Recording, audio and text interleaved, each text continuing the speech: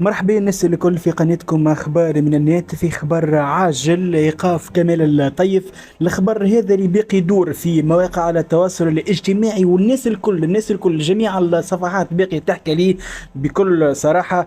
الرجل الاقوى في تونس كمال الطيف، اللي الوحيد اللي ما تحسبش، الوحيد اللي لم يقدر اي رئيس او اي حكومة انه يتم ايقافه. كمال الطيف اكيد الناس الكل تعرف شكون الرجل هذا. اليوم أكيد الأخبار من محامي نزل الخبر هذا، وبعدها كذلك صحفي آخر زاد أكد الخبر في انتظار التأكيد من وسائل الإعلام المحلية. بكل صراحة معناها كمال الطيف رجل قوي وقوي جدا، وأكبر دليل أنه الصحف يعني التونسية والراديوات مازالوا ما هبطوش الخبر إلا ما يتأكدوا. لو جاء إنسان آخر رم قالوا تداولت بعض مواقع التواصل الاجتماعي وهبطوه، لكن كمال الطيف بكل صراحة باقين يثبتوا في الأخبار يا ندرا صحيح ولا لا. وعلى كل في الأخبار متاعنا إيقاف كمال الطيف.